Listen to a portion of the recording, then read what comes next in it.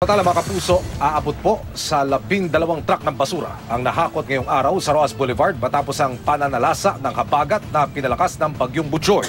Sa dami po ng basurang naiwan sa bahaging ito ng Manila Bay, posibleng umabot hanggang bukas ang paghakot ng basura.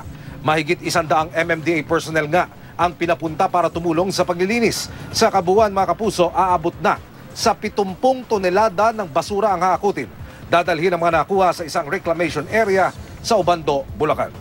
Sa mga sandaling ito, mga kapuso, makakapili po natin sa pamamagitan ng telepono ang pinuno ng MMDA Metro Parkway Cleaning Group, si Ginoong Francis Martinez. Sir Francis, magandang hapon. Welcome po sa QRT, sir. Magandang hapon po sa mga tagapakinig.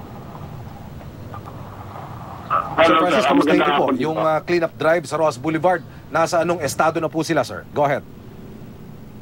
Kanina po, actually, inabot lang po yung mga tao natin ng high tide. So, yung lahat ng basura na naiwan doon sa gilid, napagitna ko ulit. Pero by tomorrow po, babalikan namin yung kasi pag nag-low tide po, babalik yung uli yun doon. So, tomorrow morning po, babalikan namin. Sa inyong pagtansya, Sir Francis, hanggang anong araw o ilang araw pa ho sa palagay ninyo tatagal itong paghahakot na isinasagawa nyo dyan sa Manila Bay, sir? Kung yung kanina po, yung sa high-tech, wala nang gaanong dalang basura, maano lang namin mamaya. Hanggang bukas po ng hapon, clear na po yon. Sa inyong palagay, Sir Francis, at kada ho makakaranas tayo ng masamang panahon, mga pag-ulan, ganyang katambak na basura ang nakukuha ng MMDA. Kayo po, yung ahensya ninyo, dyan sa Manila Bay.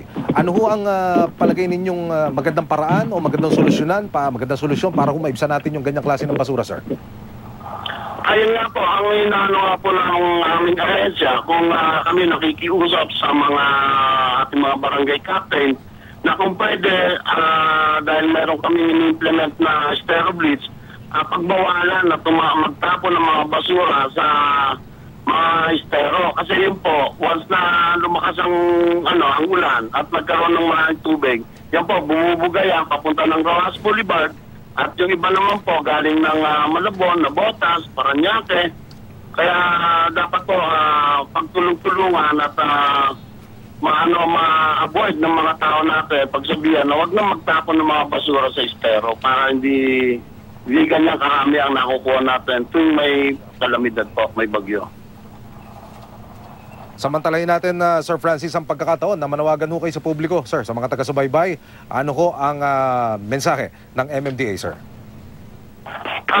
Sa MMDA po kami, nananawagan sa lahat po ng ating mga kapitan, hindi lang po sa iba pang area sa Kamaynilaan, kung pwede po, huwag na po silang magtapon ng mga basura sa estero.